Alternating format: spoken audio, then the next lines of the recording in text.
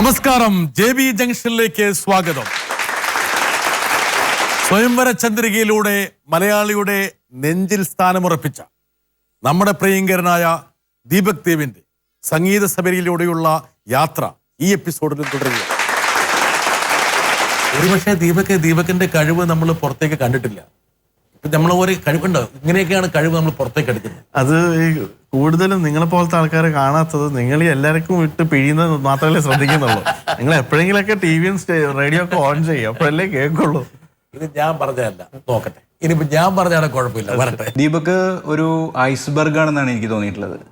കാരണം നമ്മളിപ്പോൾ അദ്ദേഹം ചെയ്ത സിനിമാ സോങ്ങുകളും മറ്റുള്ള വർക്കുകളെല്ലാം കണ്ടിട്ട് കാണാതെ ഇരിക്കുന്ന ഒരു പ്രതിഭ അദ്ദേഹത്തിലുണ്ട്. ഇപ്പോൾ സാധാരണ നമ്മൾ ആഡ് ഫിലിംസ് ചെയ്യുമ്പോൾ നമ്മൾ അദ്ദേഹത്തിൻ്റെ ആ ഒരു ടാലൻറ്റ് നമ്മൾ എക്സ്പ്ലോർ ചെയ്ത് എടുക്കുകയാണ് ചെയ്യുന്നത്.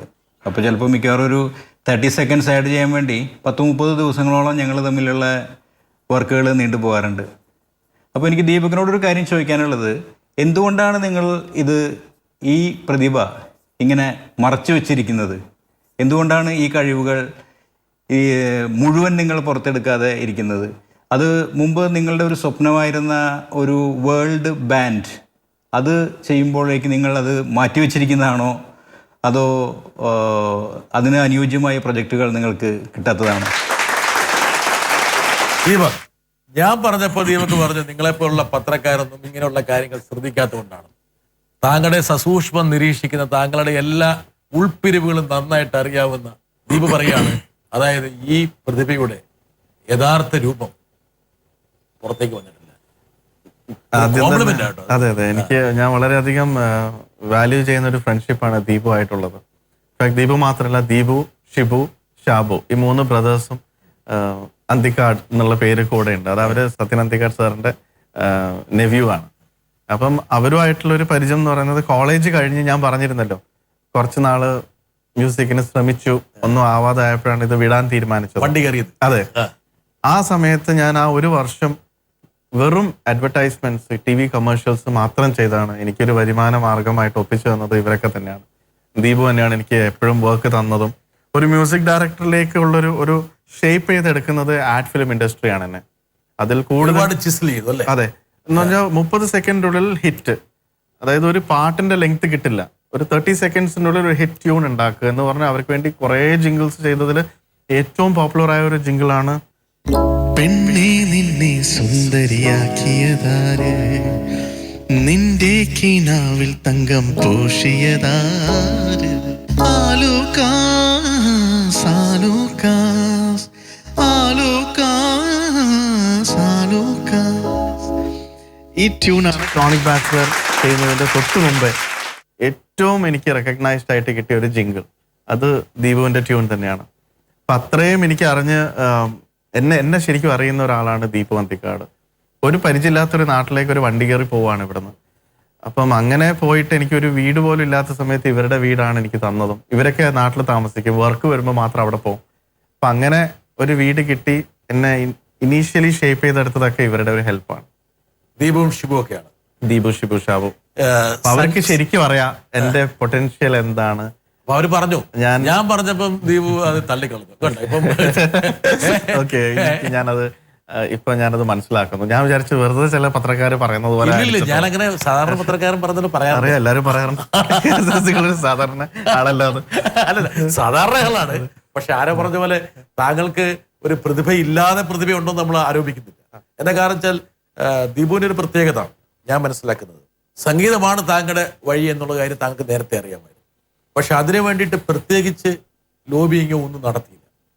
ലോബിങ് നടത്തിയെങ്കിൽ അതിനൊരു സ്കീം ഉണ്ടാകുമ്പോൾ ഒരു പ്ലാൻ ഉണ്ടാവും. ഇതൊന്നും സംഭവിക്കാതെ, പ്രത്യേകിച്ച് ഗോഡ് ഫാദേഴ്സ് ഒന്നും ഇല്ലാതെ ആകസ്മികമായിട്ട് കണ്ടുമുട്ടിയ ആൾക്കാരുമായിട്ടുള്ള ഇന്റർഫേസിലൂടെ മാത്രമാണ് ഇൻഡസ്ട്രിയിലേക്ക് താങ്കൾ പ്രവേശിച്ചത്.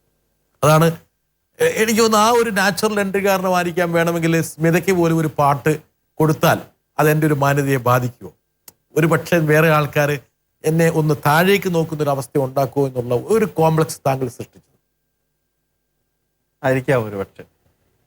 You are very concerned about your image. Of course everybody is concerned about. താങ്കളുടെ ലുക്സിനെ കുറിച്ച് താങ്കൾ വളരെ കൺസേൺഡ്, അതെനിക്കറിയാം.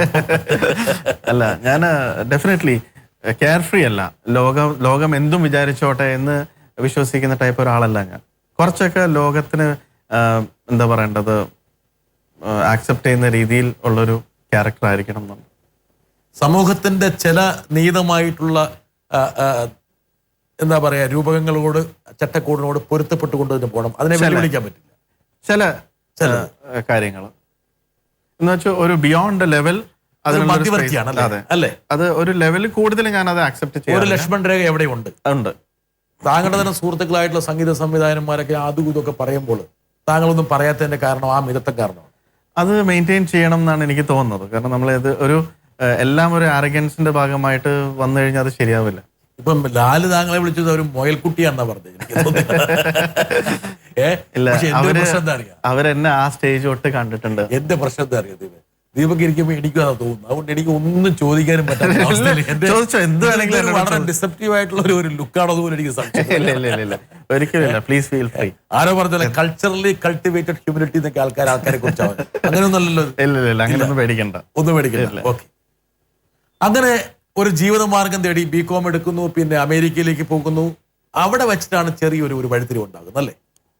അമേരിക്കൻ യാത്ര. അമേരിക്കൻ യാത്രയിലാണ് സിദ്ദിഖ് എന്നുള്ള മഹാപുരുഷനെ കാണുന്നത്. സിദ്ദിഖ് ഇല്ലായിരുന്നെങ്കിൽ ഒരു പക്ഷേ താങ്കളുടെ അടിഞ്ഞത്. സിദ്ദിഖേട്ടൻ ഇല്ലായിരുന്നെങ്കിൽ എനിക്ക് തോന്നുന്നില്ല ഞാൻ ഇന്ന് ഈ ഒരു ജോലി ചെയ്യുന്നിരിക്കുന്നു. മിക്കവാറും അവിടെ ഉള്ള ഗ്യാസിലിൻ അല്ലെങ്കിൽ ഗ്യാസ് സ്റ്റേഷനിലൊക്കെ വേണമെങ്കിൽ മിക്കവാറും എനിക്ക് അറിഞ്ഞൂടാ. ഗ്രോസറി ഷോപ്പിൽ ഞാൻ ആക്ച്വലി ഇവിടുന്ന് ഈ ഒരു വർഷം ദീപു അന്തിക്കാടിന്റെ കൂടെ ജിംഗിൾസ് ഒക്കെ ചെയ്തു. ആ ഒരു വർഷം ഇവിടെ ആഞ്ഞു പിടിച്ചു നോക്കി എന്തെങ്കിലുമൊക്കെ നടക്കുമോ. പക്ഷെ അന്ന് ഒന്നും തന്നെ ഞാൻ ആഗ്രഹിച്ച സ്ഥലത്തേക്ക് എത്തുന്നില്ല എന്ന് മനസ്സിലായി. ഒരു സ്വപ്നം ഇങ്ങനെ വെക്കാന്നല്ലാതെ സ്വപ്നം എക്സിക്യൂട്ട് ചെയ്യാനുള്ള ഒരു ബേസിക് സ്റ്റെപ്പ് പോലും നടക്കുന്നില്ല. പിന്നെ സ്മിതയുടെ വീട്ടിലും പ്രഷർ വന്നു, പെൺകുട്ടികൾക്ക് ആലോചനകൾ വന്നു തുടങ്ങും. അപ്പം എല്ലാം കൊണ്ടും അത് നടക്കണമെങ്കിൽ ഇത് വിടണം എന്ന് മനസ്സിലായി. പക്ഷെ സ്മിത ഒരിക്കലും പറഞ്ഞിട്ടില്ല. സ്മിത ഇതിന് ഒരു പ്രഷർ ഒന്നും എക്സേർട്ട് ചെയ്തില്ല. പെൺകുട്ടിയുടെ വീട്ടുകാർ പ്രഷർ ഓഫ് കോഴ്സ് ഏതൊരു അവര് കലാകാരന്മാരാണെങ്കിൽ പോലും ഒരു സുരക്ഷിതമായ ഒരു തൊഴിൽ ഡെഫിനറ്റ്ലി അത് ഒരു ഏതൊരു അച്ഛനും അമ്മയും ആഗ്രഹിക്കുന്ന ഒരു കാര്യം തന്നെ അവരും ആഗ്രഹിച്ചിട്ടുണ്ട്. അപ്പൊ ഞാൻ എൻ്റെ വീട്ടില് ഡാഡിയുടെ അടുത്ത് പറഞ്ഞു. അപ്പോഴാണ് ഞാൻ ഡാഡിയുടെ അടുത്ത് സംസാരിച്ച് ഡാഡി അവരുടെ അടുത്ത് ചെന്ന് സംസാരിക്കുന്നത്. അറ്റ്ലീസ്റ്റ് ഒരു വെർബൽ കമ്മിറ്റ്മെന്റ്. പക്ഷെ എത്ര നാളെടുക്കും ഞാൻ സെറ്റിൽ ആവാൻ എന്നുള്ളൊരു കാര്യം, ഒരു ചോദ്യത്തിനുള്ള ഒരു ഉത്തരം ആർക്കും പറഞ്ഞുകൂടാ, എനിക്ക് പറഞ്ഞുകൂടാ. കാരണം ഞാൻ സെലക്ട് ചെയ്തിരിക്കുന്ന ഫീൽഡ് മ്യൂസിക് ആയിപ്പോയി. അപ്പം ഡെഫിനറ്റ് ആയിട്ട് പറയാൻ പറ്റാത്തൊരു ഉത്തരത്തിൽ എത്ര നാളൊരു പെൺകുട്ടി വെയിറ്റ് ചെയ്യും എന്നൊരു സംഭവം എൻ്റെ മനസ്സിൽ തന്നെ വന്നു തുടങ്ങിയപ്പോഴാണ് ഞാനിത് നിർത്താം, നോക്കിയെടുത്തോളം മതി, ഇനി വേറെ വല്ല ജോലി നോക്കാം എന്ന് പറഞ്ഞാൽ ഞാൻ അസെറ്റ്, അന്ന് ആപ്ടെക് എന്ന് പറയുന്ന ഇൻസ്റ്റിറ്റ്യൂട്ടിൽ അസെറ്റ് സർട്ടിഫൈഡ് സിസ്റ്റംസ് പ്രൊഫഷണൽ എന്ന് പറയുന്ന ഒരു കോഴ്സ് ഉണ്ടായിരുന്നു. അതൊക്കെ ചെയ്തു. MCSE ഒറാക്കിളൊക്കെ പഠിച്ചു. പിന്നെ അത് പഠിക്കാൻ വേണ്ടി ആദ്യം ഞാൻ ചെയ്തത് ഈ കീബോർഡ് എൻ്റെ ഡാഡി എനിക്ക് വാങ്ങി തന്ന i3 നേരത്തെ പറഞ്ഞില്ലേ 10th സ്റ്റാൻഡേർഡ് പാസ്സായപ്പം ഗിഫ്റ്റ് ചെയ്ത് ആ കീബോർഡ് വിറ്റാലേ കാര്യങ്ങൾ നടക്കുമെന്ന് എനിക്ക് മനസ്സിലായി. കാരണം അത് കാണുമ്പം തിരിച്ച് ഞാൻ പ്രോഗ്രാമിംഗ് തുടങ്ങും, ഇതിൽ സ്വപ്നങ്ങൾ വന്നു തുടങ്ങും. അപ്പം അങ്ങനെ ആ കീബോർഡ് ഞാൻ വിറ്റ് കംപ്ലീറ്റ്ലി എൻ്റെ മനസ്സിൽ നിന്ന് ഈ മ്യൂസിക് ഇറേസ് ചെയ്തു, കമ്പ്യൂട്ടറിലേക്ക് കടന്നു. പക്ഷെ ഒരു ഭയങ്കര ഒരു മിസ്റ്ററി, എനിക്കിപ്പോഴും മനസ്സിലാവാത്തൊരു മാജിക് എന്ന് പറയുന്നത് ഈ കീബോർഡ് വാങ്ങിയ ഒരുത്തിനും പറഞ്ഞ പൈസ ഫുള്ളായിട്ട് തിരിച്ച് തന്നിട്ട് അത് വാങ്ങാൻ പറ്റുന്നില്ല. അതുകൊണ്ട് തിരിച്ചു കൊടുത്തത്. അതുകൊണ്ട് ഈ വാങ്ങിയവരെല്ലാരും കീബോർഡും തരും, കുറച്ച് പൈസ എക്സ്ട്രാ കയ്യിൽ കിട്ടും. തന്നിടത്തോളം തിരിച്ചു വേണ്ട, ഞങ്ങളതൊരു 4-5 മാസം വെച്ച സ്ഥിതിക്ക് ആ പൈസ നിങ്ങൾ വെച്ചോ ഒരു വാടകയായിട്ട്. പക്ഷെ കീബോർഡ് നമുക്ക് വാങ്ങാനുള്ളൊരു കപ്പാസിറ്റി ഇല്ല എന്ന് പറഞ്ഞൊരു 3-4 പേര് തിരിച്ച് എൻ്റെ കയ്യിൽ തന്നെ കൊണ്ടുവന്ന് തന്നു. ആക്ച്വലി ആ കീബോർഡ് വാങ്ങേണ്ട പൈസ എനിക്ക് അതോടെ തന്നെ ഒരു 3-4 പേരായിട്ട് തന്നു കഴിഞ്ഞു. പിന്നെ ഞാൻ വിചാരിച്ചു പോട്ടെ, ഞാൻ എൻ്റെ മനസ്സിൻ്റെ ഒരു തീരുമാനമാണ്, അത് വായിക്കില്ല, ഇരുന്നോട്ടെ വീട്ടിൽ എപ്പോഴും ഇങ്ങനെ ഷോ പീസ് പോലെ. അങ്ങനെ ഞാൻ അമേരിക്കയിൽ പോകാൻ ഒരു ഓഫർ വന്നു. ഇവിടെ പ്രോഗ്രാം ചെയ്യാൻ പറ്റുന്ന ഒരു മ്യൂസീഷ്യനെ വേണം, എന്നാലേ ചെലവ് കുറച്ച് അമേരിക്കയിൽ കൊണ്ടുപോകാൻ പറ്റുള്ളൂ. ഒരാളെ കൊണ്ടുപോയാൽ മതി, ഒരു ഓർക്കസ്ട്രയെ കൊണ്ടുപോകണ്ട. അയാളെല്ലാം ഇതിൻ്റെ അകത്ത് ചെയ്ത് കഴിഞ്ഞാൽ ഒരു ഓർക്കസ്ട്രയുടെ സൗണ്ടും കിട്ടും, ചെലവും കുറയാം എന്ന് പറഞ്ഞിട്ട് ഒരു സ്പോൺസർ ഇങ്ങനെ തപ്പി വന്നു. അങ്ങനെ എന്നെ പറ്റി ഇവിടുന്ന് ഏതോ സ്റ്റുഡിയോസ് എന്ന് പറഞ്ഞു, എന്നെ അവിടെ കൊണ്ടുപോയി. പോകുന്നതിന് മുമ്പേ ഇവിടുന്ന് സ്പോൺസറിന്റെ പേര് ഷാജി എന്ന് പറയുന്നത്, ഷാജി അങ്കിൾ. അപ്പൊ അദ്ദേഹമാണ് ഇപ്പം കുറെ വർഷത്തിന് ശേഷം ഞങ്ങൾ എല്ലാവരെയും കൊണ്ടുപോയത് US. അപ്പം അദ്ദേഹം അന്ന് കൊണ്ടുപോയപ്പോൾ ചോദിച്ചു എന്താണ് പ്ലാൻ. ഞാൻ പറഞ്ഞു ഒരു പ്ലാനും ഇല്ല, ഈ മ്യൂസിക് അപ്പൊ ഇവിടെ എന്തെങ്കിലും വർക്ക് ചെയ്യുന്നുണ്ടോ. ഞാൻ പറഞ്ഞു ഈ മ്യൂസിക് ഒക്കെ ഞാൻ വിട്ടതായിരുന്നു, കമ്പ്യൂട്ടർ ആയിരുന്നു, കമ്പ്യൂട്ടറിൽ ഞാനിപ്പോൾ സർട്ടിഫൈഡ് ആണ്. നിങ്ങളുടെ ഈ ഷോന് വേണ്ടിയിട്ട് ഞാൻ കീബോർഡ് എടുത്തതാ, കുറച്ച് എന്തെങ്കിലും വിധത്തിൽ മണി മേക്കിങ്ങിന്റെ ഭാഗമായിട്ട്, അല്ലെങ്കിൽ ഞാൻ മ്യൂസീഷ്യൻ അല്ല ഇപ്പം എന്ന് പറഞ്ഞു. ഇപ്പം അടുത്ത് വെച്ച് വർക്ക് വൈസ് എന്തൊക്കെ താല്പര്യമുണ്ട്. അപ്പം എൻ്റെ സർട്ടിഫിക്കറ്റ്സ് കാണിച്ചു. അപ്പോൾ വെച്ചാൽ അമേരിക്കയിൽ ഞാൻ ജോലി വാങ്ങിച്ചു തരട്ടെ എന്ന് ചോദിച്ചു. ഞാൻ പറഞ്ഞു ഓക്കെ. അപ്പം അങ്ങനെയാണെങ്കിൽ ഒരു കാര്യം ചെയ്യും, ഈ പ്രോഗ്രാമിന്റെ പേരും പറഞ്ഞുകൊണ്ട് അങ്ങോട്ട് വാ, എന്നിട്ട് മുങ്ങ്. എന്നിട്ട് അത് തന്നെ അതെനിക്ക് പറയാനൊരു, എന്നിട്ട് നമുക്ക് അവിടെ എന്തെങ്കിലുമൊക്കെ ജോലി അവിടെ ശരിയാക്കി. അങ്ങനെയാണ് പല വേന്ദ്രന്മാരും അവിടെ അടിച്ചത്. അതെ. അപ്പൊ ഞാനും ഓർത്തപ്പം അമേരിക്കയിൽ പോകുന്ന കാര്യം പുള്ളി നോക്കിക്കോളും. പോകാനുള്ള ആ പുള്ളിയുടെ ഉദ്ദേശം ഞാൻ വായിച്ചു കൊടുത്താൽ തീരും. അത് കഴിഞ്ഞിട്ട് എനിക്ക് ജോലിയും കിട്ടും. അങ്ങനെ ഇത് അവിടെ പ്രോപ്പർലി ഇരുന്ന് എക്സിക്യൂട്ട് ചെയ്തുകൊണ്ടിരിക്കുന്ന സമയത്താണ് സിദ്ദിഖേട്ടൻ ഇത് അറിയുന്നത്. വരട്ടെ. ക്രോണിക് ബാച്ചിലറിൽ ആണ് ദീപു ആദ്യമായി ഈ സംഗീത സംവിധാനം നിർവഹിക്കുന്നത്. അന്ന് അമേരിക്കയിൽ നിന്ന് തിരിച്ചു വന്നതിന് ശേഷം ദീപു AR റഹ്മാനോടൊപ്പം ചേരുകയും പിന്നീട് വിദ്യാസാഗറിനോടൊപ്പം അനു മാലിക്കിനോടൊപ്പം ഒക്കെ വർക്ക് ചെയ്തതിന് ശേഷം എന്നോട് വന്ന് പറഞ്ഞു, ഞാനിപ്പോൾ സംഗീതം ചെയ്യാൻ റെഡിയായിരിക്കുന്നു. ഞാൻ പറഞ്ഞു, ട്യൂൺ ഇടുക ദീപു, ഞാനൊരു സിറ്റുവേഷൻ പറഞ്ഞു തരാം, കഥാസന്ദർഭത്തിനനുസരിച്ച് ദീപുവിൻ്റെ ട്യൂൺ ഓക്കെ ആണെങ്കിൽ ഞാൻ കൺസിഡർ ചെയ്യാം, അല്ലാതെ നമ്മുടെ സ്നേഹബന്ധത്തിന് അവിടെ വിലയില്ല, ദീപുവിൻ്റെ കഴിവിന് തന്നെയാണ് വില. അപ്പോൾ സ്നേഹം കൊണ്ട് മാത്രമല്ല ദീപുവിനെ കൺസിഡർ ചെയ്യുന്നത് ദീപുവിൻ്റെ കഴിവ് കൊണ്ടും കൂടി ആയിരിക്കും. അതുകൊണ്ട് മാക്സിമം ദീപു വർക്ക് ചെയ്യുക എന്ന് പറഞ്ഞിട്ടാണ് ഞാൻ അന്ന് കഥാസന്ദർഭം ദീപുവിന് വിവരിച്ചു തരികയും ദീപു ആദ്യമായി ട്യൂൺ ചെയ്തത് എനിക്ക് തോന്നുന്നത് ശിലയിൽ നിന്നും ഉണരു നീ എന്ന് പറയുന്ന ആ ട്യൂണാണ് ദീപു ആദ്യം ഇട്ടത്.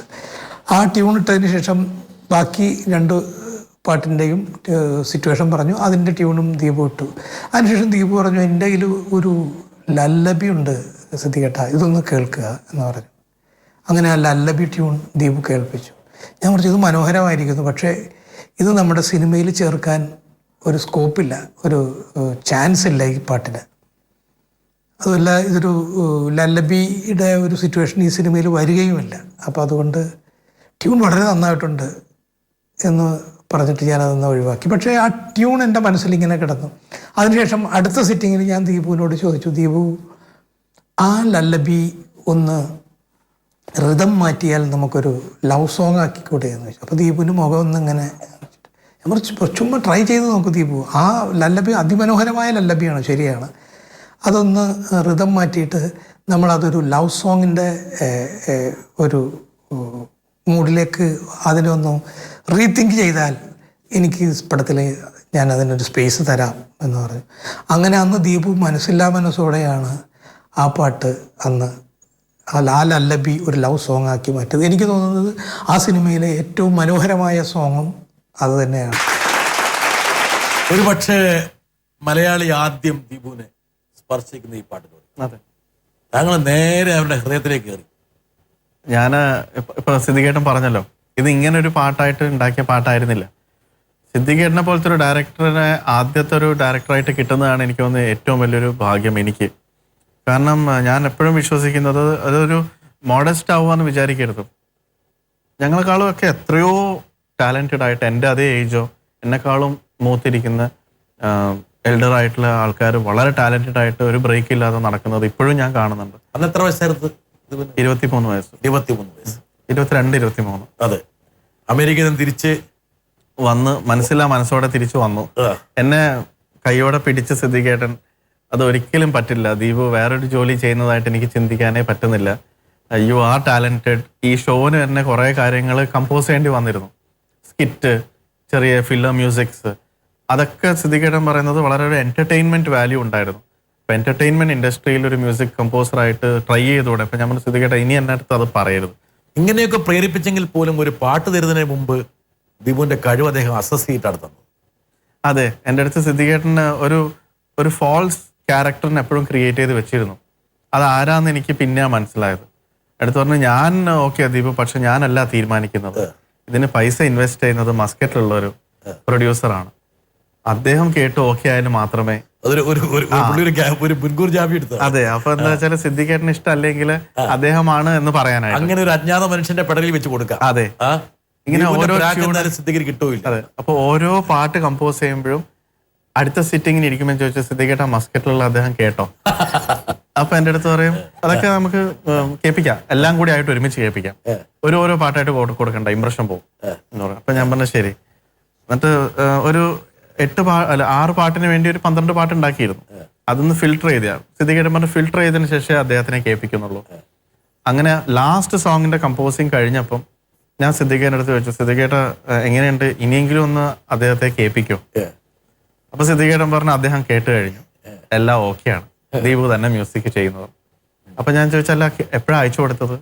പറഞ്ഞു അങ്ങനെ ഒരാളില്ല എന്ന് പറഞ്ഞു. അത് അന്ന് പറഞ്ഞതാ, ഇല്ലെങ്കിൽ ദീപുവിന് എന്റെ മുമ്പിൽ ഇരുന്ന് ട്യൂൺ ഉണ്ടാക്കാൻ ടെൻഷനോ. ഇതിപ്പോ ദീപു അത് അറിഞ്ഞിട്ടേ ഇല്ല, ഏതോ ഒരുത്തൻ അത് സമ്മതിക്കുന്നു വിചാരിച്ചിരിക്കുകയാണ്.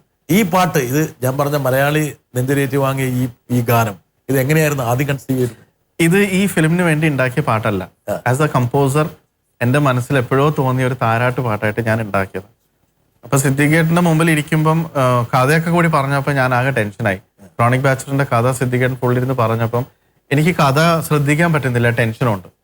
ഇങ്ങനെയൊക്കെ കേട്ടിട്ട് ഞാനിനി ഇതിന് എങ്ങനെ പാട്ടുണ്ടാക്കുക?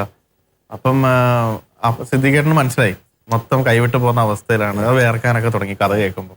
അപ്പൊ സിദ്ദിഖേട്ടൻ പറഞ്ഞു, ദീപ് ഒരു കാര്യം ചെയ്യും, കഥ വിട്, ദീപ് എന്തെങ്കിലും പാട്ട് ഉണ്ടാക്കിയിട്ടുണ്ടോ, റിലാക്സ് ആവുമെന്ന് പറഞ്ഞു. ഞാൻ പറഞ്ഞു ഒരു താരാട്ട് ഉണ്ടാക്കി വെച്ചിട്ടുണ്ട്, കേൾക്കട്ടെ എന്ന് പറഞ്ഞു. അങ്ങനെ താരാട്ടായിട്ട് സ്വയംവര ചന്ദ്രിക പാടിയത്.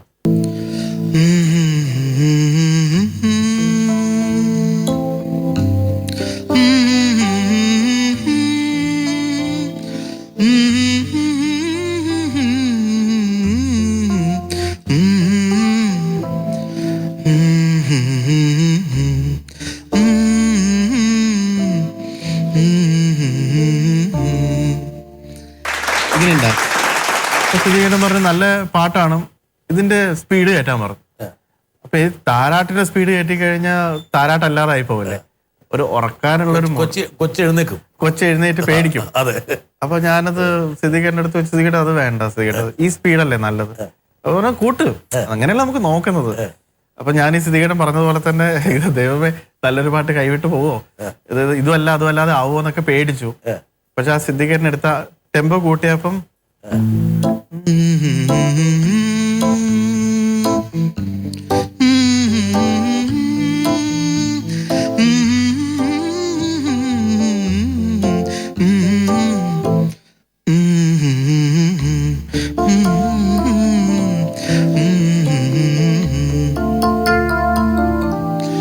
ഇങ്ങനെ പാടിയപ്പോ സിദ്ദിഖേട്ടൻ പറഞ്ഞു ഇത് കൊള്ളാം, ഇതൊരു ലവ് സോങ് ആക്കാലോ അല്ലെ. അപ്പൊ ഞാൻ ആലോചിച്ചപ്പാണോ ആയിരിക്കാം എന്നുള്ള രീതിയിൽ എനിക്ക് അറിയാത്ത. അപ്പൊ സിദ്ദിഖേട്ടൻ വേറെ രൂപമൊന്നുമില്ലല്ലോ, അതെ, എങ്ങനെ ആകാലോ, എന്തോ ആവാലോ, അമ്മയുടെ കൂടെ വന്നാലും പ്രണയമാവൂലോ. അതെ. അപ്പം സിദ്ദിഖേട്ടൻ പറഞ്ഞു പക്ഷെ ആകെയുള്ളൊരു പ്രശ്നം എന്താന്ന് വെച്ചാല് ഈ സിനിമയിലെ മമ്മൂക്ക എന്ന് പറയുന്ന ഒരു കഥാപാത്രത്തിന് അങ്ങോട്ട് ഒരു വിധത്തിലും ലവ് ഉണ്ടാവില്ല. അദ്ദേഹം ഒരു ക്രോണിക് ബാച്ചിലറാണ്. അദ്ദേഹത്തിന് ഇങ്ങോട്ട് വരുന്നുണ്ടെന്നല്ലാതെ അദ്ദേഹത്തിന് അങ്ങോട്ട് ലവ് ആയി കഴിഞ്ഞാൽ എന്റെ ക്യാരക്ടർ അല്ലാതെ ആയിപ്പോ, നോക്കാം വേറെ എന്തെങ്കിലും വഴി ഉണ്ടാക്കാം. എന്നിട്ട് സിദ്ദിഖേട്ടൻ അടുത്ത സിറ്റിംഗ് വന്നപ്പം മുകേഷ് ഏട്ടനെയും ഭാവനയും വെച്ച് ഒരു സ്ക്രീൻ പ്ലേ ഇതിനായിട്ട് ഉണ്ടാക്കി, ഒരു പാട്ടിന് വേണ്ടി അദ്ദേഹം സിറ്റുവേഷൻ കൊണ്ടുവന്നു. ദീപകിന്റെ ആ ഒരു പക്ഷേ ആ ഒരു ട്യൂണാണ് ആ ഒരു സീൻ തന്നെ ഉണ്ടാക്കി. അതെ, അല്ല ആ സീനാണ് ആ സിനിമയുടെ ഏറ്റവും വലിയ മർമ്മം. എന്നുവെച്ചാൽ എല്ലാ ക്യാരക്ടേഴ്സിനകത്ത് വരുന്നുണ്ട്. പിന്നെ ഇതിലെ ഒരു നായകൻ നായികയെ മാത്രം വന്ന് പോവുകയുണ്ട്. പിന്നെ ഒരു ലവ് സോങ്ങിൽ നമ്മൾ എപ്പോഴും പ്രതീക്ഷിക്കുന്ന ഒരു നായകനും നായികയും മാത്രമാണ്. ഇതില് ടൈറ്റാനിക്കിന്റെ വിഷ്വലും ഉണ്ട്, എല്ലാരും ഹ്യൂമറും കൊണ്ടുവന്നു. BGM ക്ലാസിക്കൽ വായിക്കുന്ന സ്ഥലത്ത് മുളക് പൊടി എടുത്ത് കണ്ണിലിടുന്നതും ഇതൊക്കെയാണ്. അപ്പൊ ഞാൻ കാണാത്തൊരു ലോകമാണ് ഞാൻ സിദ്ദിഖേട്ടന്റെ വിഷ്വൽ. ആ സിനിമയുടെ മൊത്തം ഒരു കഥാതന്തു എന്ന് പറയുന്ന സ്വഭാവം ആ ഒരു പാട്ടിൽ പ്രതിഫലിക്കുന്നുണ്ട്. മമ്മൂട്ടിയുടെ മൂഡ്, മറ്റേ കുട്ടിയുടെ മൂഡ്, ഇവരുടെ മൂഡ് എല്ലാം ഒറ്റ പാട്ടിലെല്ലാം കൂടി സാംശീകരിക്കുന്നത്. പക്ഷെ അതാണ് ആ പാട്ടിന്റെ ഏറ്റവും വലിയ വിജയമായിട്ട് വന്നത്. എനിക്കുള്ള ഏറ്റവും വലിയൊരു ഭാഗ്യവും അങ്ങനത്തെ ഒരു പാട്ട് ഈ സിദ്ദിഖേട്ടൻ എനിക്ക് വേണ്ടി സിറ്റുവേഷൻ ഉണ്ടാക്കിയത് വേറെ ഏത് മ്യൂസിക് ഡയറക്ടറിന് ഇങ്ങനെ കിട്ടും. ഒരു സിറ്റുവേഷൻ പാട്ട് കേട്ടതിന് ശേഷം ഇതാ പിടിക്കുക ഒരു സിറ്റുവേഷൻ. ദീപുവിന്റെ ജീവിതത്തിലെ ഏറ്റവും പ്രധാനപ്പെട്ട വഴിത്തിരിവിന്റെ പ്രേരകം എന്ന് പറയാവുന്നത് സിദ്ദിഖാണ്. അമേരിക്കയിൽ നിന്ന് തിരിച്ചു കൊണ്ടുവന്ന് താങ്കൾ വേറെ ലോകത്തേക്കൊക്കെ പോകുന്നു. ചെന്നൈ, മുംബൈ, പേരൊക്കെ മാറ്റിയല്ലേ. അമേരിക്കയിൽ എല്ലാവരും ദീപു എന്നാണ് വിളിച്ചത്. കോളേജിൽ മാത്രമാണ് ദീപക് ദേവരാജ് എന്നുള്ള പേര്, സ്കൂളിലും.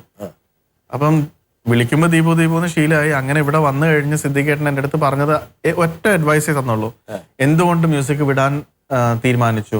ഞാൻ പറഞ്ഞു എങ്ങും എത്തിയില്ല. പറഞ്ഞു അത് ട്രൈ ചെയ്യുന്ന സ്ഥലം മാറ്റി പിടിക്കുക. ചെന്നൈയിലോ ബോംബെയിലോ പോയിട്ട് എക്സ്പീരിയൻസ്ഡ് ആയിട്ടുള്ള വലിയ കമ്പോസേഴ്സിന്റെ കൂടെ വർക്ക് ചെയ്ത് പണി എന്താണെന്ന് പഠിച്ചു കഴിഞ്ഞാൽ പിന്നെ കാര്യങ്ങൾ സിമ്പിളാവും, എന്നിട്ട് പറയാന്ന് പറഞ്ഞു. അപ്പൊ ഞാൻ ചോദിച്ചു അങ്ങനെയാണെങ്കിൽ എന്തെങ്കിലും എൻ്റെ സ്വപ്നം തിരിച്ചു വരുമോ? അപ്പൊ സിദ്ദിഖേട്ടൻ പറഞ്ഞു ആദ്യം പറയുന്നത് ചെയ്, എന്നിട്ട് നോക്ക്, സ്വപ്നമൊക്കെ താനെ ശരിയാവുന്നു. അപ്പൊ സിദ്ദിഖേട്ടന്റെ ഒരു വാക്ക് കേട്ട് ഞാൻ ചെന്നൈയിലേക്ക് ഇവിടെ വന്ന ഉടനെ തന്നെ ഒരു കോളേജിൽ കീബോർഡും സ്പീക്കറും ഒക്കെ കയറ്റി അങ്ങോട്ട് പോയി ദീപു അന്തിക്കാടിന്റെ വീട്ടിൽ പോയി താമസിച്ചു. അങ്ങനെ ചെന്ന് കഴിഞ്ഞ് കുറച്ച് പേരെ ചെന്ന് വളരെ കോയിൻസിഡന്റലായിട്ട് കുറച്ച് ആൾക്കാരെ കൂടെ വർക്ക് ചെയ്യാനുള്ളൊരു ഭാഗ്യം കിട്ടി. തിരിച്ച് സിദ്ദിഖേട്ടൻ്റെ അടുത്ത് തന്നെ 2 വർഷത്തിന് ശേഷം എത്തി. അന്നും അല്ല, പേര് മാറ്റുന്നത് എങ്ങനെയാണ്? ദേവരാജ് ഇത് അതൊരു കോമഡിയാണ് ആക്ച്വലി. ഈ ദീപു എന്ന് പറയുന്ന അല്ലെങ്കിൽ ദീപക് ദേവരാജ് എന്ന് പറഞ്ഞൊരു പേര് ഉണ്ടാവുമ്പം ഞാൻ ചെന്നൈയിൽ പെട്ടെന്ന് ആൾക്കാരുടെ ഇടയിൽ ഒരു പ്രോഗ്രാമർ എന്നുള്ളൊരു നല്ലൊരു പേര് കിട്ടി. പിന്നെ ബോംബെയിൽ റെക്കോർഡിങ്സ് വരുമ്പോൾ അവർ ചെന്നൈയിൽ നിന്ന് ബെസ്റ്റ് പ്ലേയേഴ്സിനെ ബോംബെയിലേക്ക് കൊണ്ടുപോകും. അങ്ങനെ കൊണ്ടുവന്ന ഒരു ടീമിൽ എന്നെയും കൊണ്ടുപോകാൻ തുടങ്ങി. ബോംബെ ചെന്ന് കഴിഞ്ഞ് ദേവരാജ് എന്ന് കണ്ടു കഴിഞ്ഞാൽ സൗത്ത് ഇന്ത്യൻ മ്യൂസിക് ഡയറക്ടറാന്ന് അറിഞ്ഞു കഴിഞ്ഞാൽ അവിടെ ഇടുന്ന ഒരു 0 എണ്ണം കുറയും ചെക്കില്. അതായത് സൗത്ത് ഇന്ത്യൻസ് എന്തിനും ഫ്ലെക്സിബിൾ ആണ്. നോർത്ത് ഇന്ത്യൻസ് ആണെങ്കിൽ അവരൊരു എമൗണ്ട് പറഞ്ഞു കഴിഞ്ഞാൽ അത് ക്ലിയർ ആവും. അപ്പൊ ഇതൊരു കൺഫ്യൂഷൻ ഉണ്ടാക്കാൻ വേണ്ടി ഞാൻ ആ രാജു ഒരു ദേവാക്കി. അപ്പൊ ചെക്കൊക്കെ സൈൻ ചെയ്യുന്ന സമയത്ത് ഒരു പേര് കണ്ടു കഴിഞ്ഞാൽ നോർത്ത് ഇന്ത്യൻ ആയിരിക്കാം എന്ന് വിചാരിച്ച് അവർ ഓവറായിട്ട് ഡിസ്കൗണ്ട് ചോദിച്ച് ശല്യപ്പെടുത്തില്ല, അതിനുവേണ്ടി ഇട്ടതാ. പക്ഷെ അത് ഇട്ട് കഴിഞ്ഞപ്പോ പിന്നെ എല്ലാരും പറഞ്ഞു ഇത് കൊള്ളാം പേര്. ചുരുക്കം ഉണ്ടായി, എന്നാൽ ഗൗരവമുണ്ട്. അതെ, രണ്ടും വന്നു. അങ്ങനെയാണ് സിദ്ദിഖ് രണ്ടാമത്തെ ബ്രേക്ക് ചെയ്യുന്നത്. ആദ്യം ഞങ്ങൾക്കൊരു വഴികാട്ടിയായിരുന്നു, ഒരു മാർഗദീപമായിരുന്നു. ഒരു പക്ഷേ ഈ സിനിമയും അതുപോലെ ഈ പാട്ടുകളൊക്കെ മറ്റു പലരെയും പോലും സ്വാധീനിച്ചു. ഞാൻ വേണ്ട ഒരാളെ കൊണ്ടുവരാം. ആസ് എ പേരൻറ്റ്, ഒരമ്മ എന്ന നിലയ്ക്ക് എനിക്ക് ദീപുവിൻ്റെ അടുത്ത് എത്ര പറഞ്ഞാലും തീരാത്ത ഒരു നന്ദി പറയാനുണ്ട്. ഡെഫിനറ്റ്ലി ഒരു സിംഗറിൻ്റെ ഏറ്റവും ഇമ്പോർട്ടൻറ്റ്, അവരുടെ എത്ര പാട്ടുകൾ പാടിയാലും ആ ഫസ്റ്റ് സോങ്, ആ ഫസ്റ്റ് ഓപ്പണിംഗ് എന്ന് പറഞ്ഞത് ഒരാൾക്ക് ഏറ്റവും ഇമ്പോർട്ടൻ്റ് ആണ്. ശ്വേതയ്ക്ക് അത് ഫസ്റ്റ് സോങ് കൊടുത്തത് മലയാളത്തിലെ ദീപുവാണ്. ആ ഇതിന് ഞാൻ ദീപുവിന് ആ ഫുൾ ക്രെഡിറ്റ് തരുന്നു. അപ്പോൾ ദീപക് ഒരുപാട് റിയാലിറ്റി ഷോസിൽ ജഡ്ജായി ഇരുന്നിട്ടുണ്ടെന്ന് എനിക്കറിയാം, ഞാൻ കണ്ടിട്ടുണ്ട്. നമ്മളൊക്കെ ജഡ്ജസ് ആയിരുന്നു, ഇപ്പോഴുമാണ്. അപ്പോൾ ഒരുപാട് കുട്ടികൾ ഈ റിയാലിറ്റി ഷോസിൽ നമ്മൾ ഫസ്റ്റോ സെക്കൻഡോ തേർഡ് കിട്ടാത്തവരിൽ കൂടെ നമ്മൾ ഒരുപാട് സ്പാർക്കുള്ള കുട്ടികളെ കണ്ടിട്ടുണ്ട്.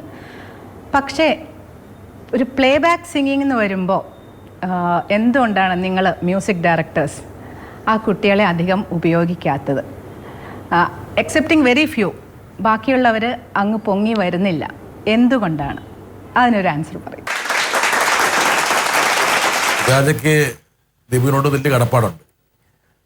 ഒരിക്കലും ഒരു കടപ്പാടായിട്ട് ഞാൻ എപ്പോഴും സൂചിച്ചിട്ട് അടുത്ത് പറയുന്നതാണ്, ഞാനല്ലെങ്കിൽ വേറെ ആരെങ്കിലും. ശ്വേതയുടെ സമയം തെളിഞ്ഞു വന്നാൽ ഞാൻ അങ്ങനെ വിശ്വസിക്കുന്നത്. അതിന് ഞാനൊന്നും ചെയ്തിട്ടില്ല. ഞാനല്ലെങ്കിൽ ആ സമയം ശ്വേത ആരുടെ വഴിയാണ് ഇറങ്ങുന്നത് അത് മുകളിൽ നിന്ന് തീരുമാനിക്കുന്നതാണ്. പക്ഷെ സുചേച്ചിക്ക് എപ്പോഴും എന്നോട് അങ്ങനെ ഒരു അറ്റാച്ച്മെന്റ്. പിന്നെ എനിക്ക് എൻ്റെ ഫാമിലിയായിട്ടും വളരെ ക്ലോസ് ആണ്. ശ്വേതേനെയൊക്കെ എൻ്റെ കല്യാണ സമയം തൊട്ടേ എനിക്കറിയാം. എൻ്റെ കല്യാണത്തിന് കുഞ്ഞു കുട്ടിയായിരുന്നു. സുചേച്ചി മോഹൻ ചേട്ടനും വരുമ്പോൾ ഒരു ചെറിയ കുട്ടിയാണ് കല്യാണത്തിൽ. ഇപ്പോഴും ഫോട്ടോസ് കാണുമ്പോൾ ഞാൻ പറയും, ഇടയ്ക്ക് ശ്വേതയുടെ അടുത്ത് പറയും, നിന്നെ ഈ പ്രായം തൊട്ട് എനിക്ക് അറിയുന്നതെന്ന് പറയും. അപ്പോൾ ദീപു ചേട്ടാ പ്ലീസ് എന്ന് പറയും. അതായത് അതൊന്നും ഓർമ്മിപ്പിക്കില്ലേ. അപ്പൊ അങ്ങനെ അറിയുന്നത് കൊണ്ട് എനിക്ക് ഒരിക്കലും അതൊരു ഹെൽപ്പായിട്ട് തോന്നിയിട്ടില്ല. ഇറ്റ്സ് വെരി ഡിസേർവിംഗ് ആയിട്ടുള്ളൊരു മോള് തന്നെയാണ് ശ്വേത. അപ്പൊ അങ്ങനെ ഞാൻ കൊടുത്തതാണ് പാട്ട്. സുജാത ചോദിച്ചൊരു ചോദ്യമുണ്ട്. ഈ മ്യൂസിക് റിയാലിറ്റി ഷോയിൽ നിങ്ങളൊക്കെ ടേൺ ഔട്ട് ചെയ്യുന്ന ഒരുപാട് ടാലൻസ് അവസരങ്ങൾ കിട്ടാതെ ഇങ്ങനെ പാഴായി പോകുന്നു. അത് കുറച്ചൊരു കോൺട്രവേഴ്ഷ്യലാണ് ആ ഏരിയ ഞാൻ സംസാരിച്ചാൽ. വേറൊന്നുമല്ല, ഈ റിയാലിറ്റി ഷോയിൽ ജഡ്ജായിട്ട് ഇരിക്കുമ്പം ഇവർ 99.9% സ്വന്തം പാട്ടുകളല്ല പാടുന്നത്.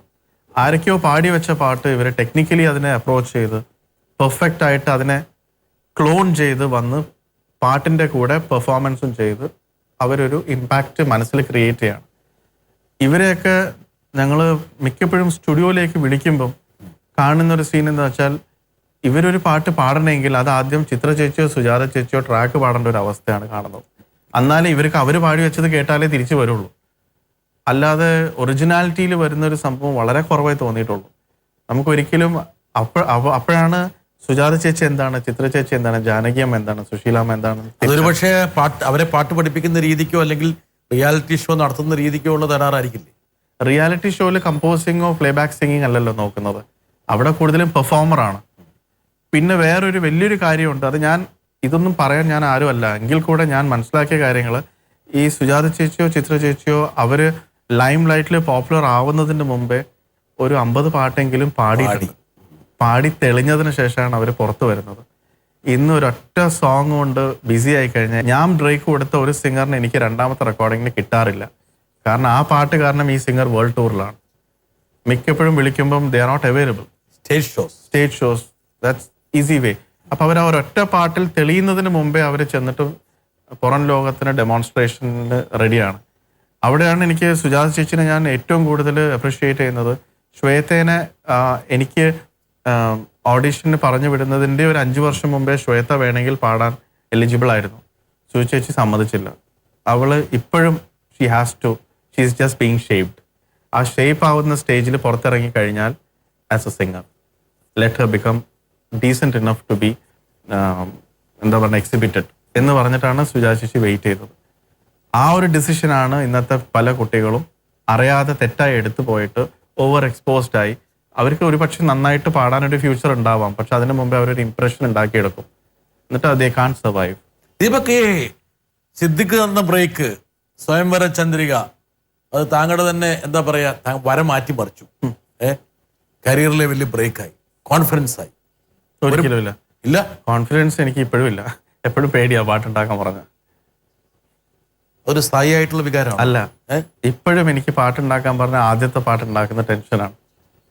കാരണം ഇതൊന്നും ഒരിക്കലും നമുക്ക് പ്രഡിക്റ്റ് ചെയ്യാൻ പറ്റുന്ന ഒരു കാര്യമല്ല. വന്നു വന്നില്ലെങ്കിൽ ഈ ട്യൂണൊക്കെ ചെയ്യാൻ വേണ്ടി നമ്മളിപ്പോ ഈ സിനിമകളിലൊക്കെ നിങ്ങളെയൊക്കെ കാരിക്കേച്ചർ ചെയ്യും ഈ സംഗീത സംവിധായകന്മാർ. അപ്പൊ പല മൂഡിലൊക്കെ പല രൂപത്തിലും കോലത്തിലൊക്കെ കളറുണ്ട്. എനിക്കത് പറഞ്ഞപ്പോ ഓർമ്മ വരുന്നത് അമ്പിളി ചേട്ടന്റെ ഒരു പാട്ടുണ്ടല്ലോ സിനിമയിൽ. അപ്പൊ ഈ രംഗങ്ങളൊക്കെ ഒരുപക്ഷെ നിങ്ങളുടെ മനസ്സിലൂടെ കടന്നു പോകുന്നുണ്ടാവൂ? ഇല്ല, ഇന്നത്തെ കാലം അത്ര അങ്ങനെ കാണാറില്ല. പക്ഷെ എന്നാലും കുറെയൊക്കെ എവിടെയെങ്കിലൊക്കെ വന്നു പോകും. ട്യൂൺ ഉണ്ടാക്കാൻ പല ആൾക്കാർ പല ടൈപ്പ് അഭിപ്രായങ്ങളൊക്കെ പറയുന്നതൊക്കെ പണ്ടത്തെ സിനിമകളിൽ കണ്ടിട്ടുണ്ട്. ഇന്ന് ആക്ച്വലി അങ്ങനെയല്ല. ഇന്നെല്ലാം ഈ ഡിജിറ്റൽ വേൾഡ് ആയതുകൊണ്ട് ട്യൂൺ ഉണ്ടാക്കാൻ പറഞ്ഞ് പിന്നെ ട്യൂൺ ഉണ്ടാക്കി വാട്സാപ്പിൽ പാടി അയച്ചു കൊടുക്കുക, അത് കേട്ട് ഫോർവേഡ് ചെയ്യുക ലിറിക് റൈറ്ററിന്, അത് കേട്ട് എഴുതുക. അതിന്റെ പ്രശ്നങ്ങൾ പലതും ഉണ്ട്. സിമ്പിൾ ആയിട്ട് വലിയ സൗകര്യങ്ങളായതുകൊണ്ട് അതിൽ എല്ലാവരും ഒരുമിച്ചിരിക്കുന്നതിന്റെ ഒരു കൗതുകം, കൂട്ടായ്മ പോയി അല്ലേ? ഒരു ഊഷ്മളമായ ഒരു അവസ്ഥയില്ല, ഒരു വ്യക്തിയിലേക്ക് അത് കേന്ദ്രീകരിച്ചു. ദീപുവിന്റെ വളരെ പ്രധാനപ്പെട്ട മറ്റൊരു ബ്രേക്കാണ്, അതായത് ക്രോണിക് ബാച്ചിന് ശേഷം Deepu you are going to stay here. താങ്കളുടെ പേടി മാറി എപ്പോഴേക്കും ഈ ഒരു ബ്രേക്ക് കിട്ടി? ഇതെനിക്ക് ഞാൻ ഇപ്പോഴും വിശ്വസിക്കുന്ന ഈ പാട്ട് കപ്പല് വള്ളിയിലെ മാതാവ് കനിഞ്ഞു തന്നൊരു പ്രോജക്റ്റാണിത്. അതെങ്ങനെയത്? അത് ആദ്യത്തെ പടം ക്രോണിക് ബാച്ചിലർ കഴിഞ്ഞ് രണ്ടാമത്തെ പടം ഞാൻ 1 കൊല്ലത്തോളം ചെയ്തില്ല. കാരണം കുറേ ആൾക്കാർ ഈ പറയുന്നുണ്ടായിരുന്നു ഒരു പടം ഒരെണ്ണം മാജിക് ആർക്കും ഫ്ലൂക്കിൽ ചെയ്യാം. ഓക്കെ, അത് സാധാരണഗതിയിൽ മലയാളികൾ പറയുന്നൊരു ഭാഗം. അതെ, രണ്ടാമത്തെ മൊയില് ചത്തു, പക്ഷേങ്കിൽ എപ്പോഴും ചക്കയിട്ടാൽ മൊയില് ചാകണമെന്നില്ല. അതെ, അതുകൊണ്ട് പിന്നെ ക്രോണിക് ബാച്ചിലറിലെ മ്യൂസിക്കാലിറ്റി അത്ര ഒന്നും ഉണ്ടായിരുന്നില്ല. മൊത്തം ഒരു നല്ലൊരു സിദ്ദിഖേട്ടനെ പോലത്തെ ഒരു ഡയറക്ടറും മമ്മൂക്ക പോലത്തെ ഒരു ആക്ടറും കൂടുമ്പം ഏതൊരു മ്യൂസിക് ഡയറക്ടർ ആണെങ്കിലും സിനിമ നൽകിയ സന്ദർഭങ്ങളാണ് ആ പാട്ടിനെ പാട്ടാക്കി. അതെ, അതല്ലേ, അതാണ് സംഭവം. അപ്പം അതുകൊണ്ട് മ്യൂസിക്കലി ഇനിയും നല്ല പാട്ടുണ്ടാക്കി പ്രൂവ് ചെയ്താലേ ഇയാൾ സസ്റ്റെയിൻ ചെയ്യുള്ളൂ എന്ന് പറയുന്നൊരു വലിയൊരു വിഭാഗം ഉണ്ടായിരുന്നു. അപ്പൊ ആ ഒരു ഗ്രൂപ്പിന് കൊടുക്കാനുള്ള ഒരു ആൻസർ ആയിട്ട് നല്ല മ്യൂസിക്കൽ പ്രോജക്റ്റ് തന്നെ ഇനി രണ്ടാമത് ചെയ്താൽ മതി എന്ന് വിചാരിച്ച് കുറേ പ്രോജക്ട്സ് ഞാൻ ചെയ്തില്ല. കുറേ വന്ന് ഞാൻ അതില്ല, കോൺഫിഡൻ്റ് അല്ല എന്നുള്ള രീതിയിൽ. കാരണം മെയിൻലി എന്താണെന്ന് വെച്ചാൽ എനിക്ക് മ്യൂസിക് കമ്പോസിങ് അറിയില്ലായിരുന്നു, ഞാൻ പഠിച്ചു വരുന്നേ ഉള്ളൂ. അപ്പം അറിയാത്ത സമയത്ത് ഞാൻ പറ്റാത്തതൊക്കെ ഏറ്റെടുത്ത് കൈവിട്ട് പോകണ്ടെന്ന് വെച്ചിട്ടുള്ളൊരു സംഭവമായിരുന്നു. അപ്പം കുറേ ചെയ്യാതിരുന്നപ്പോൾ സിദ്ദിഖേട്ടൻ തന്നെ എന്നെ വിളിച്ചൊരു ദിവസം പറഞ്ഞു, സിംഫണി IV ശശി സാറ് എന്നെ വിളിച്ചിരുന്നു, ദീപുവിനെ അപ്രോച്ച് ചെയ്യണമെന്നുണ്ട് ഒരു പടത്തിന്. പക്ഷെ ദീപു കുറേ ആൾക്കാരുടെ കഥകൾ റിജക്റ്റ് ചെയ്ത് ഇപ്പം പ്രിപ്പയർഡ് അല്ല എന്ന് പറഞ്ഞു എന്ന് കേട്ടു. അപ്പൊ IV ശശി പോലത്തെ ഒരു സാറ്, ഞങ്ങളെക്കാളും ഒക്കെ വളരെ സീനിയർ ആയിട്ടുള്ള ഒരു സാറ് ദീപുവിൻ്റെ അടുത്ത് വന്നിട്ട് അങ്ങനെ കേൾക്കുന്ന ഒരു സിറ്റുവേഷൻ ഞങ്ങൾക്ക് ആർക്കും ടോളറബിൾ അല്ല. അതുകൊണ്ട് ദീപു ഒരു കാര്യം ചെയ്യും. അപ്പം ശശി സാറിൻ്റെ അടുത്ത് ഞാൻ കമ്മിറ്റ് ചെയ്തു ദീപുവിനെ, ദീപു അത് ആ ഒരു സംഭവം ചെയ്യാം. ഞാൻ പറഞ്ഞു ഒരു സംശയമില്ല, സിദ്ദിഖേട്ടനും ഞാനും എല്ലാവരും ശശി സാറിനെ കാണുന്ന ആ ഒരു ലെവലിലായതുകൊണ്ട് ഡെഫിനറ്റ്ലി ഞാൻ കഥ പോലും കേൾക്കാതെ ചെയ്യും. പക്ഷേ കഥ കേട്ട് കഴിഞ്ഞപ്പോൾ കഥയിൽ നല്ല പാട്ടുകൾ ഇടാനുള്ള കുറേ പോസിബിലിറ്റീസ് കഥയിലുണ്ടായിരുന്നു. അങ്ങനെ കുറേ ഏറ്റവും നന്നായിട്ട് ഞാൻ ആ ഒരു വർഷം സ്റ്റോക്ക് ചെയ്ത് വെച്ച നല്ല ട്യൂൺസ് എല്ലാം കൂടി ഞാൻ ഇട്ട ഒരു പ്രോജക്റ്റ് ആയിരുന്നു സിംഫണി. ഇതെല്ലാം ഒത്തു വന്നു, പക്ഷെ എവിടെയോ ഒരു ചെറിയൊരു തകരാറ് സംഭവിച്ചത് ഉള്ള സ്ഥലമാണ് നിങ്ങളിപ്പോൾ അത് കട്ട് ചെയ്തത്. അത് മിക്കവാറും അത് നമുക്ക് പുറത്ത് എക്സിബിറ്റ് ചെയ്യാൻ പറ്റാത്ത ടൈപ്പ് വിഷ്വൽസ് പാട്ടുകളിലുണ്ടായിരുന്നു. അതുകൊണ്ടായിരിക്കാം എനിക്ക് അറിഞ്ഞുകൂടാ പാട്ടുകൾ അധികം ടി വിയിൽ വന്നില്ല. പാട്ടൊട്ടും പോപ്പുലർ ആയില്ല. പടം ഒരാഴ്ച കൂടുതൽ തിയേറ്റേഴ്സിലുണ്ടായിരുന്നില്ല. അപ്പം പറഞ്ഞു വരുമ്പം നല്ല കുറേ പാട്ടുകൾ പോയി. ആ സിനിമയുടെ പരാജയത്തിലൂടെ ആ പാട്ടുകളെല്ലാം ഒഴുകിപ്പോയി, പാട്ടുകളും പോയി. പക്ഷെ അതിൽ പാടിയ സിംഗേഴ്സ് ആണെങ്കിലും എന്നെ ഫോളോ ചെയ്യുന്ന കുറച്ച് ആൾക്കാർക്ക് മാത്രമേ ആ പാട്ട് ഉണ്ടായിരുന്നുള്ളൂ എന്നുള്ളൊരു കാര്യം അറിയുള്ളൂ. കാരണം അല്ലാതെ അത് പൊതുജനത്തിൻ്റെ അടുത്ത് എത്തിയിട്ടില്ല. അങ്ങനെ ഒരു പടം ചെയ്ത് കഴിഞ്ഞ് അപ്പോൾ ക്രോണിക് ബാച്ചലർ കഴിഞ്ഞപ്പോഴേ ഉദയനാണ് താരം എന്നുള്ളൊരു പ്രോജക്റ്റിൻ്റെ കഥ റോഷൻ എൻ്റെ അടുത്ത്, കഥയല്ല ഇങ്ങനെ ഒരു പ്രോജക്റ്റ് വരുന്നുണ്ട്, അതും സിദ്ദിഖേട്ടൻ്റെ പരിചയത്തിൽ തന്നെയാണ് റോഷൻ വരുന്നത്. അപ്പോൾ ഇങ്ങനെ വളരെയധികം എക്സൈറ്റഡ് ആയിട്ട് ഞാൻ വെയിറ്റ് ചെയ്യുന്ന ഒരു കഥയാണ് ഉദയനാണ് താരം. എല്ലാം പറഞ്ഞു വെച്ചിരുന്നതാണ്. സിംഫണി ഫെയിലിയർ ആയപ്പം സിനിമയുടെ കാര്യം എന്ന് പറഞ്ഞാൽ you are only as big as your last movie. Last പടം ഫെയിലിയർ ആണെങ്കിൽ പിന്നെ ക്രോണിക് ബാച്ചറുമായിട്ടല്ല എന്നെ ആൾക്കാർ കണക്ട് ചെയ്യുന്നത്, സിംഫണിയായിട്ട് ഫെയിലിയറുമായിട്ട് കണക്ട് ചെയ്തു. ഇത്രയും പാട്ടുകൾ ഉണ്ടാക്കിയിട്ട് എനിക്ക് വാക്ക് തന്ന റോഷൻ പോലും ഒന്ന് മടിച്ചു. പുതിയൊരു ഡയറക്ടർ ആകുമ്പം റോഷനെ ബ്ലെയിം ചെയ്യാൻ പറ്റില്ല. റോഷൻ പുതിയ ഡയറക്ടറാണ്, ഒരു പ്രൊഡ്യൂസറിൻ്റെ ഒരു ഫേവറിലാണ് റോഷൻ നിൽക്കുന്നത്. അപ്പം എൻ്റെ അടുത്ത് കഥ റോഷൻ ഒരു ദിവസം പറയുന്നത് ഫസ്റ്റ് ഇതൊക്കെ അറിയുന്നതിന് മുമ്പേ കപ്പൽ പള്ളിയിൽ വെച്ചായിരുന്നു. അവിടുത്തെ കാർ പാർക്കിൽ ഞങ്ങൾ രണ്ടുപേരും 2 സ്കൂട്ടറിൻ്റെ മുകളിൽ ഇരുന്നിട്ടാണ് കഥ കേൾക്കുന്നത്. അന്ന് തൊട്ടിട്ട് ഈ കഥ എൻ്റെ മനസ്സിൽ ഞാനിങ്ങനെ സൂക്ഷിച്ചു വെച്ചിരിക്കുക, നല്ല പാട്ടുകൾ ചെയ്യാൻ. പക്ഷെ സിംഫണി ഇറങ്ങി ഇങ്ങനത്തെ ഒരു സംഭവം ആയപ്പം ആ പടം എൻ്റെ അടുത്തുനിന്ന് തിരിച്ചെടുക്കാൻ എല്ലാവരും പറഞ്ഞു. റോഷൻ ആ പഴയ വാഗ്ദാനം നിറവേറ്റാൻ തയ്യാറാകുന്നില്ല. റോഷൻ എൻ്റെ അടുത്ത് വന്നിട്ട് പറഞ്ഞു, ദീപു ഇങ്ങനെയാണ് തീരുമാനം, ദീപുവിൻ്റെ സിംഫണിയിലെ പാട്ടുകൾ കാക്കാസിന് കൊള്ളൂല എന്നാണ് ആൾക്കാർ പറയുന്നത്. മാത്രമല്ല you are not connected with success anymore, അതുകൊണ്ട് വി ഹാവ് ടു റീതിങ്ക്. അപ്പോൾ ഞാൻ പറഞ്ഞു റോഷൻ എൻ്റെ ഒരു റിക്വസ്റ്റ് ആണ്, ഇത് ചെയ്യരുത്. അപ്പോൾ റോഷൻ പറഞ്ഞു ഞാൻ ചോദിച്ചു നോക്കാമെന്നു. പിന്നെ റോഷൻ എൻ്റെ അടുത്ത് ഒരു ദിവസം വന്ന് കണ്ടിട്ട് പറഞ്ഞു പ്രൊഡ്യൂസറിന് ഒരു താല്പര്യമില്ല, കരുണാകരൻ ചേട്ടനാണ്. അപ്പം പുള്ളിക്ക് ഒരു താല്പര്യവും ഇല്ല. കാരണം ഒരു പ്രൊഡ്യൂസർ പൈസ ഇറക്കുമ്പം ഇസ് ഈ ലക്കി എന്നാണ് നോക്കുക, യു ആർ നോട്ട്. പിന്നെ എനിക്കൊരു സംഭവം ഉള്ളതെന്ന് വെച്ചാൽ ഞാൻ കപ്പൽ പള്ളിയിലെ മാതാവിൻ്റെ മുമ്പിൽ വെച്ചിട്ടാണ് കഥ പറഞ്ഞത്. അതുകൊണ്ട് മാത്രം എനിക്ക് തിരിച്ചെടുക്കാനുള്ളൊരു മനസ്സ് വരുന്നില്ല. അതുകൊണ്ട് ഞാൻ റിസ്ക് എടുത്തുകൊണ്ട് ദീപുവിന് ഇത് തരികയാണ്. അപ്പം ഞാൻ ശരിക്കും പറഞ്ഞാൽ വളരെയധികം വിഷമം വന്നു, സന്തോഷവും തോന്നി. കാരണം അങ്ങനെ ഒരു ശക്തി ഉള്ളത് കൊണ്ടാണ് ആ ഒരു പേര് പറഞ്ഞിട്ട് തിരിച്ചെടുക്കാൻ. പള്ളിയിലെ മാതാവില്ലായിരുന്നെങ്കിൽ ദീപു ഇന്ന് ഉദയനാണ് താരം ഉണ്ടാവില്ലായിരുന്നു എൻ്റെ പേരിലായിരുന്നു. അപ്പം ഞാനിപ്പോഴും വിശ്വസിക്കുന്നത് ഇതിൻ്റെയൊക്കെ ഒരു സക്സസിൻ്റെ ഒരു മെയിൻ ഹാൻഡ് ആ ഒരു ശക്തി തന്നെയാണ്. വരട്ടെ, ഒരാളെന്തൊരു ചോദ്യമായിട്ട് ഇങ്ങനെ കാത്തേക്ക്. പറയാതെ അറിയാതെ നീ പോയതല്ലേ, ഒരു വാക്കുമിണ്ടാഞ്ഞതല്ലേ, ഒരു നോക്കു കാണാതെ നീ പോയതല്ലേ, ദൂരേക്കു നീ മാഞ്ഞതല്ലേ, സഖിയേ നീ കാണുന്നുവോ എൻമിഴികൾ നിറയും നൊമ്പരം, ഇന്നും ഓർക്കുന്നുവോ എന്നും ഓർക്കുന്നുവോ അന്നു നാം തങ്ങളിൽ പിരിയും രാവ്. Go rocking, man. I think you're awesome. I hope you do lots more movies and create many more magical songs. So one question for you, Deepak. I'm not going to ask anything controversial. I'm going to spare you from that. I'll ask you in the studio. But one question I thought I could ask you is what do you think defines the success of a song? Is it the musicality, or is it the emotion, or is it just a template to see whatever works at that particular moment in the industry, just inspire one of those ideas and put it. Do you think it is any of these three, or do you think it's just a bit of any combination of any of these three? What do you think it is? Karthik എൻ്റെ ഒരു വളരെ close ഫ്രണ്ടാണ്. കാരണം അവൻ backing vocals പാടി നടക്കുന്ന സമയത്ത് ഞാൻ കീബോർഡായിട്ട് നടക്കുക. പല സ്റ്റുഡിയോസിലും ഞങ്ങൾ രണ്ടുപേരും ഇപ്പോൾ ഉള്ള ഒരു ജോലിയല്ല അന്ന്. ഞാൻ കീബോർഡ് പ്ലെയർ, കാർത്തിക് കോറസ്. അന്നുള്ളൊരു ഫ്രണ്ട്ഷിപ്പാണ് ഇന്നും നമ്മൾ കണ്ടിന്യൂ ചെയ്യുന്നത്. എനിക്ക് നല്ലൊരു പാട്ട് വന്നപ്പം കാർത്തിക്കിനെ കൊണ്ട് പാടിച്ചതും, ഇൻഫാക്ട് പറയാതെ അറിയാതെ കാർത്തിക് ആയിരുന്നു ആദ്യം പാടിയത്. പിന്നെ റോഷൻ്റെ തീരുമാനമായിരുന്നു കാർത്തിക് അല്ല, സ്ക്രീനിൽ ലാലേട്ടൻ വരുന്ന സമയത്ത് ദാസങ്കളുടെ ശബ്ദം തന്നെയാണ് ചേരുക. പക്ഷെ അതും വളരെ നല്ലൊരു തീരുമാനമായിരുന്നു. കാരണം ദാസങ്കളുടെ ശബ്ദത്തിൽ ആ പാട്ടിന് വേറൊരു ഭംഗിയാണ് കാർത്തിക് പാടിയതല്ലാതെ. കാർത്തിക് ചോദിച്ച ഈ ഒരു ചോദ്യം എന്ന് പറയുന്നത് ഒരിക്കലും സക്സസിന് അല്ലെങ്കിൽ ഒരു ഹിറ്റിന് ഒരു ഫോർമുല ഇല്ല. അങ്ങനെയാണ് ഫോർമുല ആയിരിക്കില്ല പിന്നീടുള്ള ഫോർമുല. കാരണം അങ്ങനെയാണെങ്കിൽ പിന്നെ നമ്മൾ ഹിറ്റ് മാത്രമല്ലേ ഉണ്ടാക്കുള്ളൂ.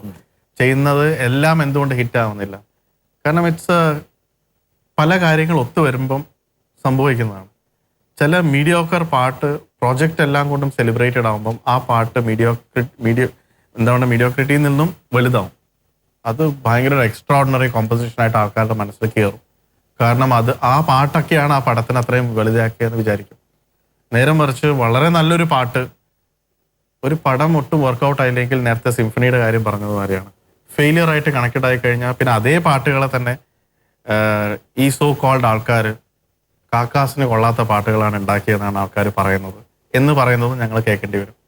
അപ്പം ഇത് ഒരിക്കലും ഒരു കോമൺ ഒരു ഫാക്ടർ ഇല്ല. കാർത്തിക് പറഞ്ഞതിൽ തന്നെ അതിൻ്റെ ഉത്തരവുണ്ട്. ആ മോമെന്റിൽ ശരിയാന്ന് തോന്നുന്ന കുറച്ച് കാര്യങ്ങൾ, അതൊരു പക്ഷേ കുറച്ച് കമേഴ്ഷ്യൽ എലമെന്റ്സ് ഉണ്ടായേക്കാം if it's A commercial song. പിന്നെ എപ്പോഴും ട്യൂൺ ഇല്ലെങ്കിൽ എന്തൊക്കെ ഉണ്ടായിട്ടും കാര്യമില്ല എന്ന് വിശ്വസിക്കുകയാണ് ഞാൻ. അടിപൊളി പാട്ടിൽ വരെ മെലഡി ഒരല്പം ഇടണം. പിന്നെ of emotion, commercial aspects, movie. ഇപ്പം കാർത്തിക് പാടിയ പാട്ട് എനിക്ക് തോന്നുന്നു അതിനകത്ത് എല്ലാം ഉണ്ട്. ഒരു വിരഹമുണ്ട്, പ്രണയമുണ്ട്, അതിൻ്റെ എല്ലാ ഘടകങ്ങളും ഉണ്ട്. എനിക്ക് തോന്നുന്നു ആ ഒരു സന്ദർഭത്തെ ആ പാട്ടിൻ്റെ ആ ട്യൂൺ ക്യാപ്ചർ ചെയ്യുന്നുള്ളതാണ് ഏറ്റവും പ്രധാനപ്പെട്ട കാര്യം. അത് കമ്പോസ് ചെയ്യുന്ന സമയത്ത് ദീപുന് അത് ഇങ്ങനെ തന്നെ ആയിരിക്കണം, അത് എൻ്റെ വരവ് ഒരു പക്ഷേ ഈ ഇമോഷൻസ് അങ്ങനെ.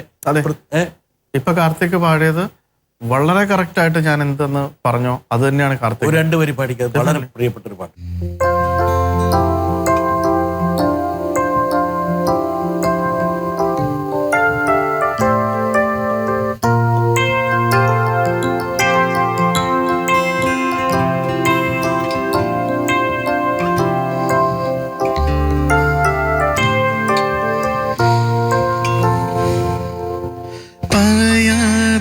അറിയാതെ നീ പോയതല്ലേ, മറുവാക്ക് മിണ്ടാഞ്ഞതല്ലേ,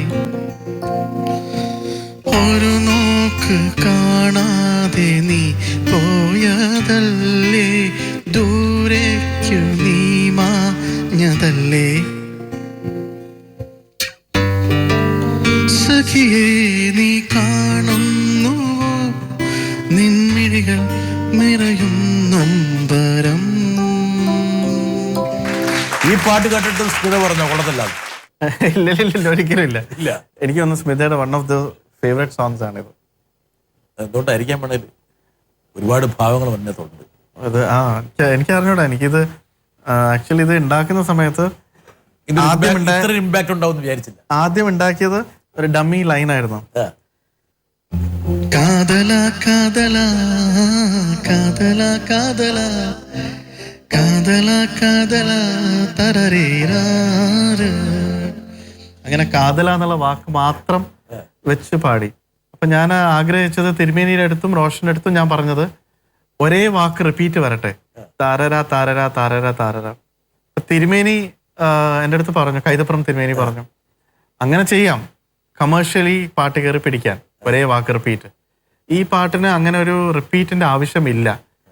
അങ്ങനെ നമ്മൾ ഫോഴ്സ്ഫുള്ളി കമേഴ്ഷ്യൽ എലിമെന്റ്സ് ഇടണ്ട. അല്ലാതെ തന്നെ തിരുമേനി കോൺഫിഡൻ്റ് ആണ്. പിന്നെ ഇന്നും ഓർക്കുന്നുമോ അന്നും ഓർക്കുന്നുവോ എന്നുള്ളൊരു കാര്യം വരുമ്പം കഥ കറക്റ്റായിട്ട് അതിൻ്റെ അകത്ത് വരുന്നുണ്ട്. തിരുമേനിയുടെ ഒരു ഗ്യാരണ്ടി ആയിരുന്നു, കാതല പോലത്തെ ഒരേ വാക്കല്ലാതെ വേറെ എഴുതിയാലും വർക്കൗട്ട് ആവുന്നു. അങ്ങനെ ഇറ്റ് ഡിഡ് വർക്കൗട്ട്. അദ്ദേഹത്തിന്റെ ആ ഒരു എക്സ്പീരിയൻസ് കൊണ്ടാണ് അദ്ദേഹം പറഞ്ഞത്. മാത്രമല്ല അതിൽ എനിക്കൊന്ന് ചടുലമായിട്ടുള്ള യാതൊരു മൂവ്മെന്റ്സും ഇല്ല. രണ്ടാൾക്കാരുടെ നടപ്പ് മാത്രമേ ഉള്ളൂ. ആക്ച്വലി ലാലിന്റെയും മീനയുടെയും മാത്രം ഒരു ഭാവം മാത്രം എടുത്തിട്ടാണ് ആ പാട്ടിനെ ആ ചിത്രീകരണത്തിലൂടെ മുഴുവൻ കൊണ്ടുപോകുന്നത്. ഇൻഫാക്ട് എൻ്റെ അടുത്ത് റോഷൻ പറഞ്ഞിരുന്നത് വൈശാഖ സന്ധ്യ എന്നുള്ളൊരു പാട്ടിൽ ലാലേട്ടൻ എങ്ങനെയാണ് പോർട്രേ ചെയ്തിരിക്കുന്നത് അതുപോലത്തെ കണ്ണിലായിരിക്കും ഇമോഷൻസ് ഒക്കെ ഉണ്ടാവുക. ഒന്നും മിണ്ടില്ല, വെറും നടത്തം മൊണ്ടാഷ് ഷോട്ട്സ് മാത്രമായിരിക്കും. വൈശാഖ സന്ധ്യ പോലത്തെ ഒരു ട്യൂൺ എന്ന് പറഞ്ഞൊരു സ്റ്റാർട്ടായിരുന്നു വന്നത്. അവിടെ നിന്നും വേറൊരു രീതിയിലേക്ക്